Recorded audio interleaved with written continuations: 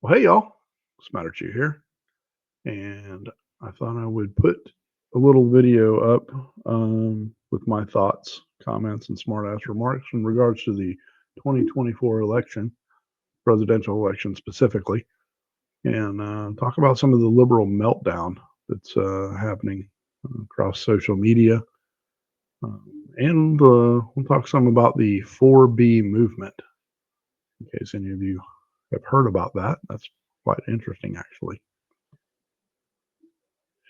So, this episode, once again, is brought to you by my fat ass.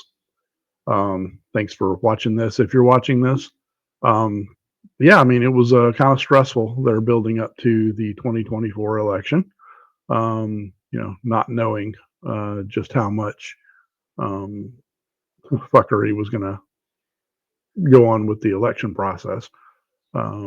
For those of you who know and know well, in 2020, so we can get some light. There we go. In 2020, a lot of us believe that the election was completely rigged and stolen. As it turns out, if you dig deep enough down in the rabbit hole, it's been rigged for quite a little while. And what happened in 2016, according to what I'm finding out, and believe you me, when I voted for Trump in 2016, I held my nose and voted for him. He was the lesser of the evils. I didn't really know that much about him as far as what his policies would be. He was a little scary because he used to be a Democrat, but he talked a good game. And then we know we didn't want Hillary in, but little did we know, and we saw the freak out from the liberals then. We didn't know just how rigged the system was, but Trump overcame it. We broke the algorithm completely. People showed up in record numbers, and they weren't able to overcome the red wave. So, and then little by little, Trump kind of grew on me like a fungus. Within, I would say 9 months or so, I got to realizing that he was probably definitely the best person for the job. And not only did he talk a good game, he literally tried to do what he ran on, and that was impressive to me. Didn't agree with everything that he said and does, still don't, but I still think he's the best person for the job. So, fast forward to the 2020 election. We knew that there was fuckery in the 2020, so as well. But I don't think it had occurred to us to even look back to the 2016, but the 2020 election had a lot of fuckery. We had the COVID crisis, so that gave them the opportunity to push the mail-in voting, and that ended up being I think, one of the most useful tools. The problem, the biggest problem, I guess, with the mail-in voting was that they were, sending out ballots to everywhere. And so if you can get a ballot filled out and get it mailed back, or have somebody collect them, they have ballot harvesting. There were documentaries out there put out to basically prove and show that the 2020 election was rigged. And for sure it was. I got a dog at my feet here. So that frustrated a lot of people, of course, on the right. But even though it was stolen, you still didn't see conservatives, burning down their own cities and shooting people and attacking people or whatever. It was, hey, let's fix the system. We definitely want to hold those accountable. That still isn't fixed, by the way. The system is still broke, but you didn't see conservatives freaking out, and like they are again now. The liberals are. It's kind of sad, and I was definitely in the group of people that had to listen to the left wing bitch moan and complain that Trump was a racist, his supporters were racist and bigots, homophobes, just and then Man, you thought the sky was going to fall when the Supreme Court kicked back Roe v. Wade to the states. And still, so many people don't even understand. They don't even understand what that was about and why it got kicked back. It should have never been at the federal level. It literally was an unconstitutional ruling. And so basically, each state has its ability. So it didn't take anybody's rights away. All it did was put the ability of the state to regulate that. Still, plenty of states you can do it. You can go online and order an abortion pill. So even if you live in a state that doesn't allow abortions, you can order it from a state that does, and not even have to leave the comfort of your own home. Which that's a whole nother issue. But the frustrating part is that a lot of the liberal left is basically banking on the fact that they think you're stupid. Um, they do, or they're stupid themselves and they don't understand what the Roe v. Wade argument was.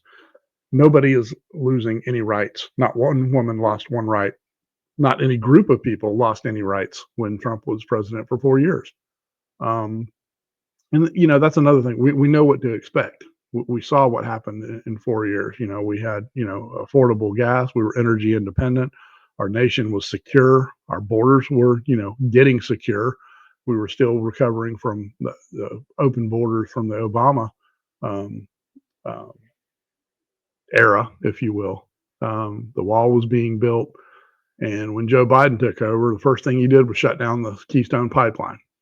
Well, that immediately right there cut the amount of oil we were able to get instant access to.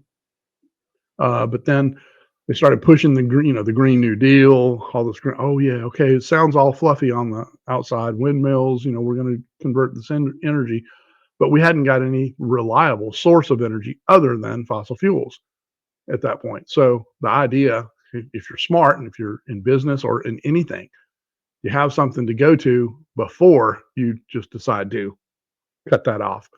So we cut our own, supply of oil off and then went right back to, buying it from overseas and other countries, from countries that hate us. Stupid. It's just dumb. Through the Biden administration, we've got countries that do not respect us. They know that they can kind of do whatever they want to do and don't have to worry about being checked.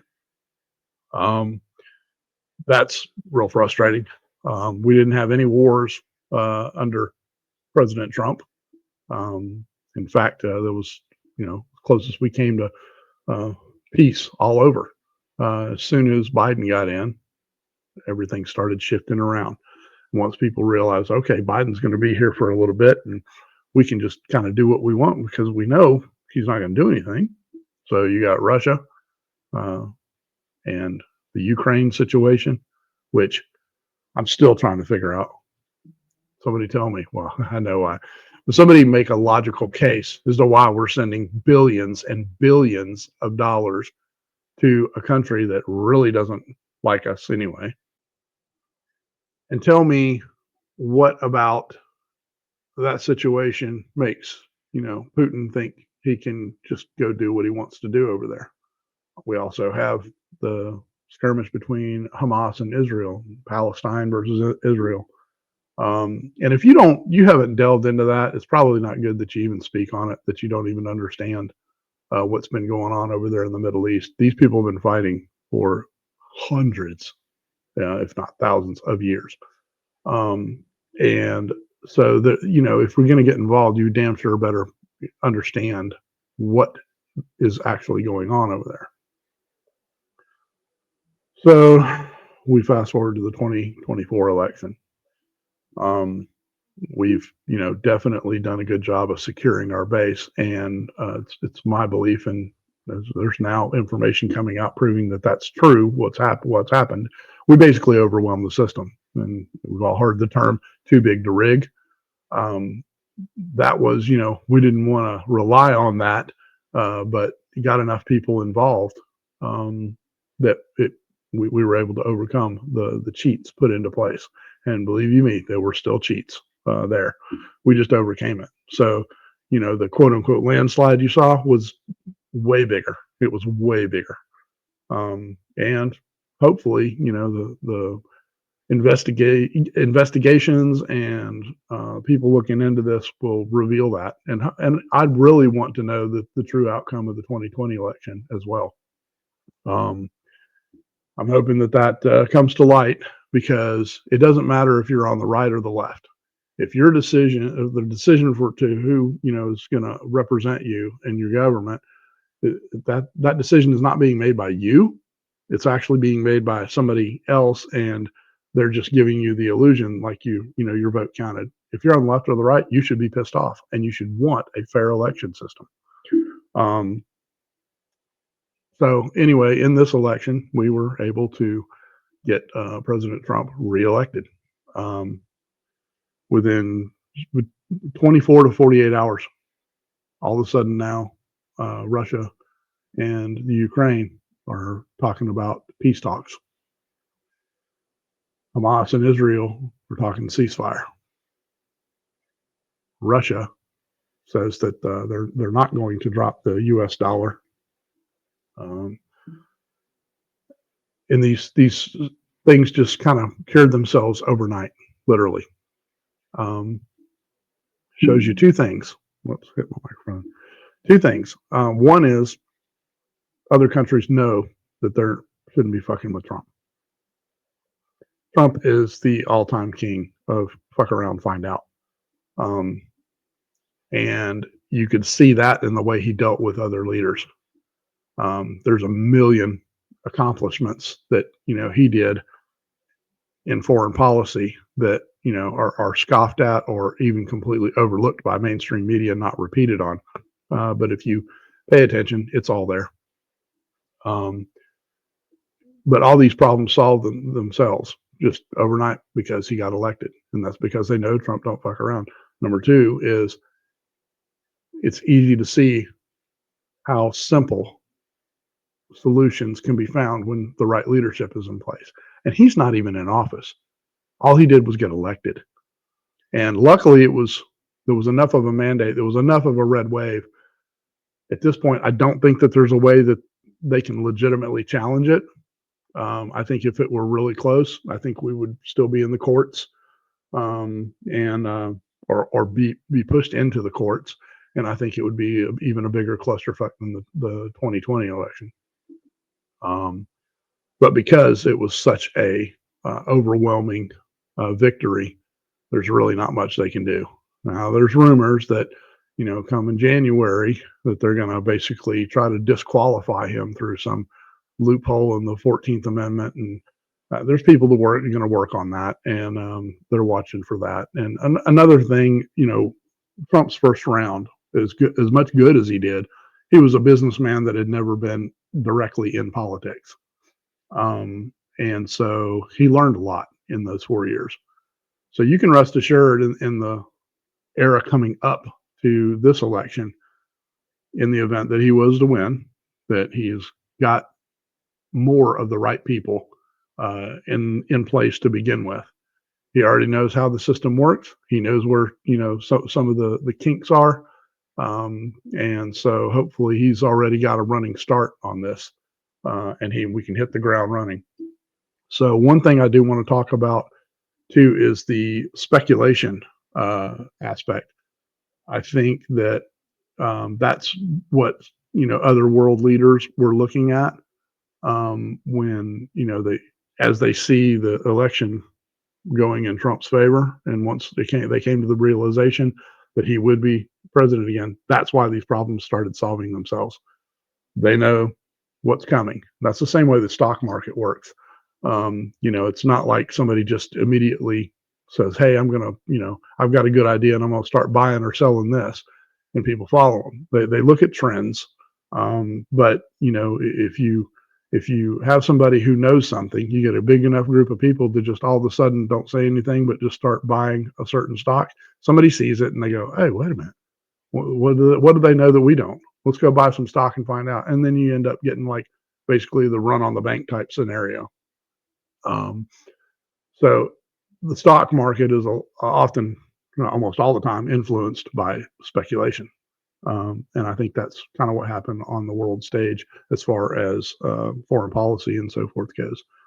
Um, I think what you're going to see is a lot of these problems already get ready to turn around and go back to a better place, economic wise.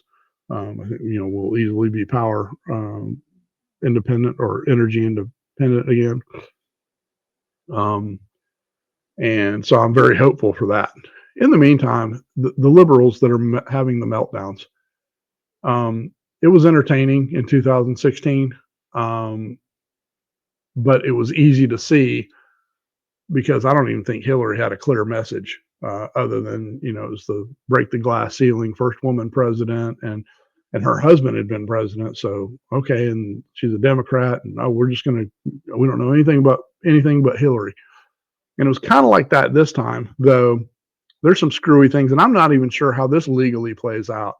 So you've got an illegitimately elected president, Biden, from 2020, and that's my opinion, and from what the evidence I've seen, um, and he runs in the primary, wins the primary, and then bows out.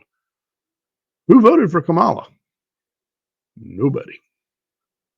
She literally just took his super delegate votes and whatever. And the whining and bitching and moaning about, oh, potentially, Trump gets in, he's a threat to our democracy. Where the hell's the democracy in installing Kamala? And you people on the left are idiots. You just stood by and watched it happen and went, okay. And all of a sudden now you're all behind Kamala. So the Democratic Party really just, basically fucked you guys. You didn't get a say so in that, and you don't even care. But it's a woman, and it's technically a woman of color, which she can't decide whether or not she's Indian or black or Jamaican or what. She, whatever the narrative dictates, that's what she is. But she's close enough to an ethnic person that okay, she's going to fit the bill. She's a female and she's not white. We know that. So that's who we're going to go for, because Orange Man bad.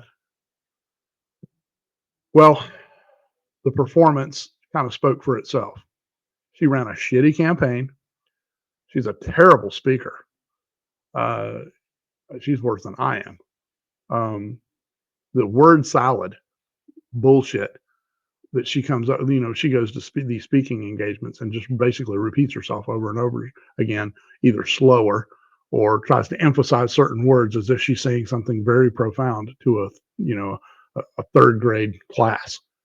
And people just swoon over that. And my mind's blown. I'm like, she didn't say anything. She literally said nothing. She repeated the same, 7 sentences over and over and over again, put them in different order, jumbling them around a little bit. But that's who you guys wanted. So she ran a terrible campaign. Even with the cheats in play, she couldn't overcome the red wave of people who, yeah, there's memes and jokes about it. But, mean tweets and cheap gas. First of all, the mean tweets didn't really even bother me. At first they did, because I had to hold my nose to vote for him to begin with, just because I was like, oh crap, we knew he was brazen and would say some shit. But it took me a while to realize what he was doing. And he's a businessman. He's also very, very shrewd, and he was meticulous about things he would say and when he would say them. And he would say something kind of ridiculously outrageous. Like, remember Covfefe? And he would tweet things in the middle of the night. And what he was doing, for those of you who still don't know, why he does that, he is controlling the narrative for the media. And, the people on the left are his adversaries or opponents. He determines what they talk about, when they talk about it, and how long they're going to talk about it. And just basically strings them along like puppets. In my mind, a lot of that stuff really didn't make any sense. At least at the time I originally heard it, and then after the fact, I was like, "Oh, now I kind of see what he's doing. He's distracting them with something over here while he's doing work over here." And he was able to get a lot of things done that way. And he'll be doing that, I'm sure, again, because you clowns will let him. And those who see that and appreciate that in him, but and I do, and so I appreciate the mean tweets. I get them now, but it's not just a slogan or a bumper sticker. Mean tweets, cheap gas, cheap groceries, energy independence, secure the border. These are things that I think were really important issues in this election, and I think that's what people considered when they went in to select who they're going to vote for. And overwhelmingly, people want a better economy. People want safety and security. We don't want to have to worry about other countries invading us and that sort of thing. And we've got, with the open border policy that's been in effect basically since Biden got in office, we have so many illegal aliens now in this country. And I stress that illegal, not undocumented citizens, not undocumented, people. And the case is always made, well, who are you going to get to do the low level jobs? That's what teenagers do. Your young adults and teenagers, nobody sets out to, plant sod their whole life. Now, there are some that end up with their own companies and they employ people to do that.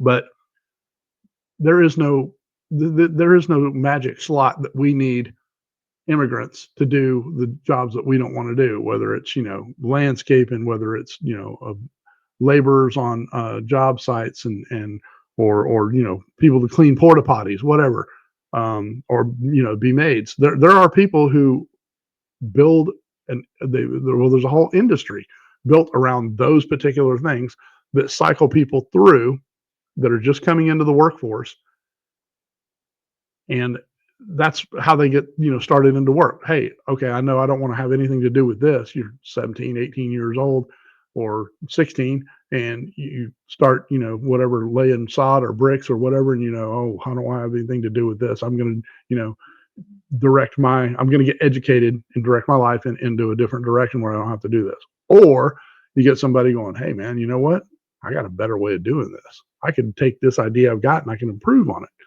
Regardless, we can do it with Americans, and doesn't even have to be American born. So I made it, I stressed the illegal immigration. Sure, we need immigrants. And I mean, America is made up of immigrants, basically. We have a large population of people that were actually born here, but their parents were immigrants. Go back far enough, my family were immigrants here as well. Same with my wife, and everybody else. I mean, you go back far enough, you're going to find that we started from immigration. So, does the immigration process need to be streamlined? Absolutely. It can always be improved. But the improvement or the fix is not to just, well, let's just let everybody in and see what happens, because we see what happens now. Got Denver, Colorado, Chicago, Ohio. People, the Haitian people, the anybody from that's here illegally, they haven't been acclimated to the American way of life. So regardless of whether or not they have the will or the intention of doing something illegal, they literally just have come into our country and now unchecked. We don't know, where these people are. There was no way to keep track of them. Which, I mean, there are things in play, I think, that are going to help control that and get that under control at some point. But we've literally, I mean, we've got this huge mess to clean up. And for those of you on the left that have voted for Kamala, in my mind, it's got to be because you're uneducated about the policies. You're uneducated. You're ignorant about what is really going on and what controls certain things. I don't understand this meltdown because you've been told by the mainstream media and multiple organizations that somehow Trump is racist now. He was never racist before he ran for president, by the way. Everybody loved him then. But now he's racist. They take things he says out of context. And because he's so brazen and bold, sometimes, they'll take snippets of things and run with it, say what they want to say. And if you're too stupid to go and research it for yourself and figure out, look, what was the context of this, what he said? Everybody remembers um, they said he was the first part of him being racist was uh, Mexicans, are all coming in. The Mexicans are rapists and so forth, and that's not at all what he said. He was talking about the MS-13 or whatever gangs. He wasn't talking about the race of Mexican people. He was talking about the illegal immigrants coming in here and so forth. So, um, but if you're too stupid to look that up, or if you still feel at this point that you're getting good information from your mainstream media, your MSNBCs, CNN, um, even Fox News, they're all controlled by the same people. So we are the news now. Um, we have to do our own research, and sure, there's a lot more stuff to sift through, but the information is a whole lot better, and there's no lean. I don't get paid to put videos out. A lot of people don't get paid. Some people do, and there's nothing wrong with them getting paid for it. But when you have a bias one way or the other, then you know it's it becomes a problem. Power corrupts absolutely, and absolute power corrupts absolutely. Um, I think I said that right. Anyway, uh, you know what I mean. Um, I'm trying to make sure that I don't spend too much time just going And as entertaining as the meltdown was in 2016, it's kind of irritating at this point because I'm hearing the same arguments I heard back in 2016. Even though you've had Donald Trump for president over a period of 4 years, we know what we're going to get. We know what his actions do, regardless of what clip you get off of CNN. Got or take a tweet he did and uh, apply it. We know what he's going to do. And for those of us on the right, we're looking forward to it. After what we just been through in the last 4 years, oh my God, it, you people just don't realize how big of a bullet we dodged, being basically launched into like a third world country type situation. It is you don't know, you don't get it. Um, but it's frustrating watching these same lame ass arguments and talking points, even though it's been debunked, thrown back in their face. Remember the convicted felon? 34 times convicted felon. Not even going to tell you where that's going. It's going by the wayside. But go look for yourself. Don't take my word for it. So all those arguments that you made are completely null, void, and moot. Um, the point is, Trump is president now, so you can disagree with his policies, and that's fine, whatever. But this bullshit of, oh my God, women's rights are over, racism is going to run rampant. You go on social media and you got this young black lady basically just having this meltdown, going, oh my God, I might wake up tomorrow a fucking slave. What? What the hell are you even talking? What kind of drugs are you on? And then you got liberal women, and I had to kind of go down this rabbit hole a little bit today. I thought this was just something that was like anti-Trump, but turns out it's basically white women who want to give black women a sense of security or make them feel more comfortable by putting this blue bracelet on their arm. So if you see a woman with a blue bracelet on their arm, that's an ally, or that's somebody you don't have to worry about. When do black women have to worry about being attacked or whatever by white women? This I don't mind blown. Um, but this is all goes together with something they call the 4B movement. So from what I understand and from the research I've done, I'm no expert on it by any stretch of the imagination, but the 4B unit, 4B movement it's not actually a B, it's the letter P, um, um, and it's P in Korean and China. But originally, it was a fictional story, it was written in a book, and was basically passed around over. And this, I think, was around 2016 when this book was popular over there, and it was basically about, for lack of a better term, a tribe, mix of men and women, and the men would make the women cross a dangerous area where wild animals, lions in particular, I think that was the baseline of the story, to go get water for the village. And the lions would try to attack the women. And I didn't go into the details of it, of how many women were killed by lions or whatever while they're doing this, but basically the men were faulted for abusing the women by making them do this.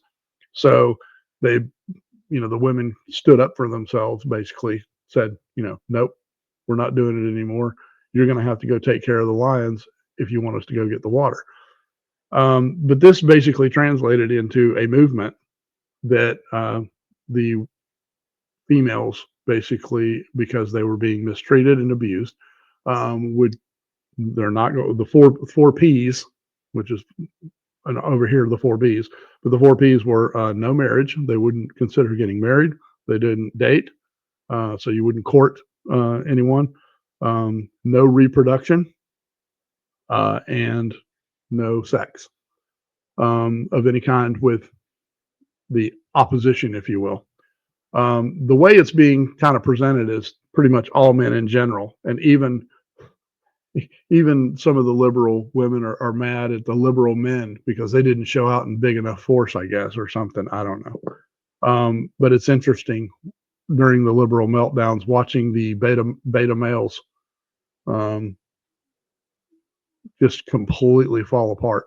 And I mean, they just lose their shit emotionally. Like I said, there is an entertaining element to it, but it's also sad. And then you add one more thing to it. Now they want to shave their head in rebellion. Oh, you like this long flowing hair? You think it makes me look beautiful? I'm going to shave it off. Look, you can tattoo yourself. You can put on your blue bracelet. You can abstain from anything you want. All that is within your personal preference, your right. Do whatever you want to do. That's fine. I put a video on TikTok about that. I'm a libertarian when it comes to that. I don't care if you want to identify as anything. Just don't make me, play your stupid game. And just because you pretend you're something you're not, don't make me pretend too, or don't try to make me pretend, because you got the wrong guy. I'm not going to do it. But you can color your hair blue. You can shave it off. I don't care. You're probably going to piss off the people who have a medical condition or going through cancer treatment. There's people on social media now going, hey, look, I can't grow hair. My hair fell out because of some medical condition or because of chemotherapy. And they're like, I don't want to be associated with this group, and this privilege and identity politics, I'm hoping that this is the last time we see it in a while. I mean, it's still going to be around on a certain level, but not at a national level. I'd really like to see it go away at a national level. This identity politics is exactly what they keep trying. And the left, this is what's so frustrating. The left keeps trying to pit black people against white people, gay people against straight people, trans people against the gay people, and just basically the more they divide us up into little groups, and hey, so and so said so and so about you, and they literally just make up bald-faced lies. They do that with Trump all the time, and Trump supporters. Now Trump supporters, are trash, and that stemmed from, it was a bad joke, definitely, but they had somebody tell a joke at a Trump rally. And I think the joke basically was, hey, how they have a whole island floating around in the ocean or whatever, made entirely of trash. They call it Puerto Rico. That was stupid. I mean, I don't know. I don't know on what level that was supposed to be funny, but it's obviously it was supposed to be a joke, and it wasn't a thing on the, it wasn't a negative annotation on the Puerto Rican people, but it was, basically an identifier of the condition they live in. Have you looked into Puerto Rico? They do have a trash problem. They literally just have not managed their waste. The waste management there is terrible. They haven't come up with a solution for that, and so there's definitely there's a point to be made with that. But was it the right time? Yeah. Was it even, should it have even been a joke? Probably not.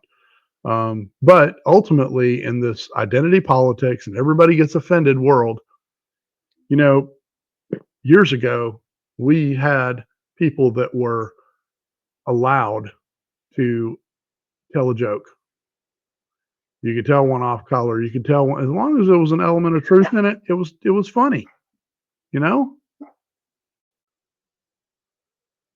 But now, in the name of being offended or offending some group of people, I mean, comedians can't even make a decent living anymore. I mean, I know you've seen on social media the things going around Archie Bunker. Man, that guy was hilarious. And I mean, he wasn't in much any position to be judging anybody around him, but the way they presented that character, back in the day, we had Eddie Murphy and Richard Pryor, George Carlin. These guys, man, they really pushed the envelope, and there is an element of fun, there is an element of entertainment and jokes like that, but not anymore because somebody's going to get offended. And now, oh my God, that hurt my feelings. I'm still one of the ones that says fuck your feelings. If you don't like the joke, don't listen to it. Don't follow the comedian. If you're that upset about it, just fucking go somewhere else. Go to a petting zoo or something and pet a llama. I don't know what to tell you. But we've just gotten so hypersensitive now. And somebody says anything, oh my God, I can't believe you said that. Can you believe he said that? Oh my God. Just get on with your life. Um, so the 4B movement. So liberal women are basically abstaining from marriage, dating, um, reproduction, and sex. And shave your head, put on a blue bracelet. So now you have basically given me several identifiers. I see somebody who meets most of that criteria or all that criteria. I'm just going to avoid you completely. I had no interest in doing any of that stuff with you to begin with, because you're not smart enough to understand what what you're trying to do. You're not smart enough to understand what just happened. You're not smart enough to understand the literal shithole you were living in, that used to be the United States. Um, I just assume avoid you completely. I don't wish bad on you. Don't want you dead. Don't wish you in a car accident or get hurt. I just want you to get the fuck out of the way and let us, look, there are several of us. When I say several million of us that are ready to roll up our sleeves, tighten up our boots, and you just go back in your house, sit down and watch fucking The View or some shit, and we'll get this mess cleaned up. But we need you out of the fucking way. I'm trying to remember how the old saying goes: hard times make good men make soft times make weak men make hard times. And we're in a cycle of that, and it's not every generation. It's like overlapping, and so you have certain people within society that are contributing to the downfall or the wussification of America. And we got if you're not a beta male, you're an imitation female. And this is dangerous. It's a dangerous time.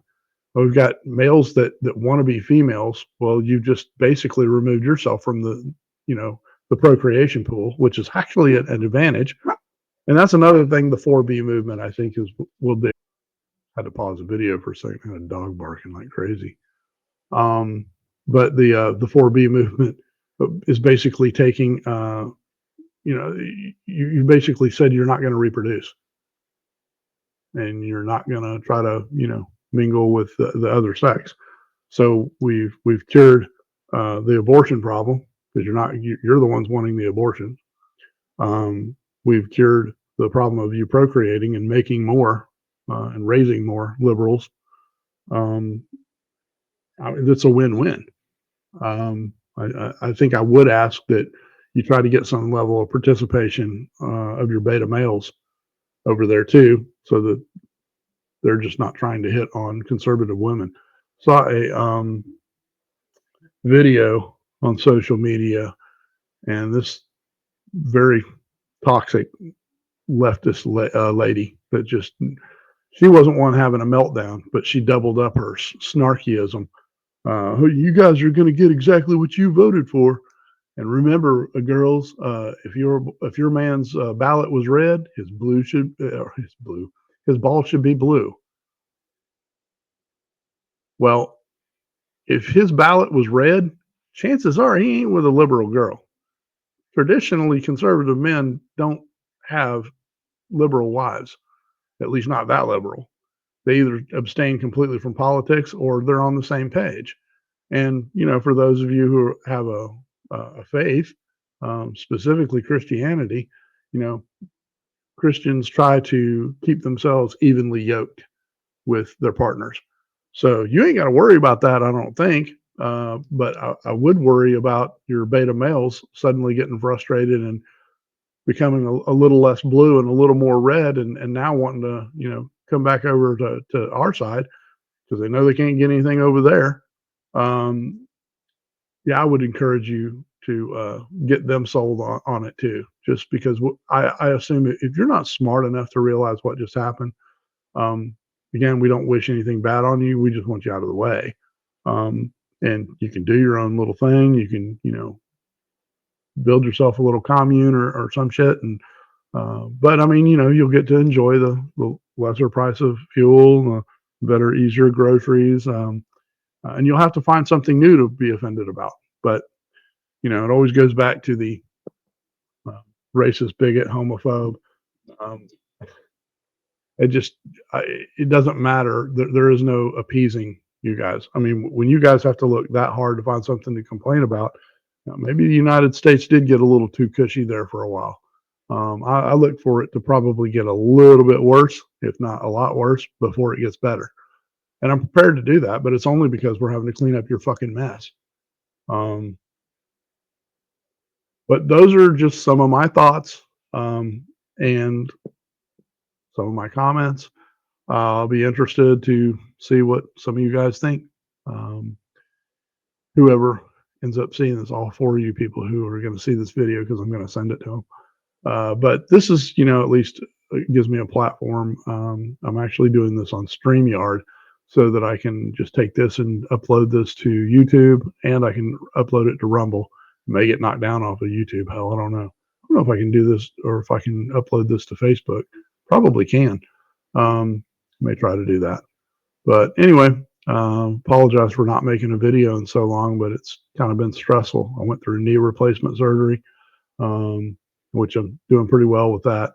Hopefully I can kind of get back into the mix and maybe sit down in front of the computer again for a little bit and post a few new videos. Maybe get you some new 2A content and so forth. But I appreciate you taking the time to listen to this if you made it this far. Appreciate any patronage, and don't be afraid to go out and do the research on your own. Don't take anything I say at face value. Go do the research and verify it for yourself. That's all I can tell you on that. But anyway, thanks a lot. I am Smatter Chew, and I do approve of this message. Smatter Chew out.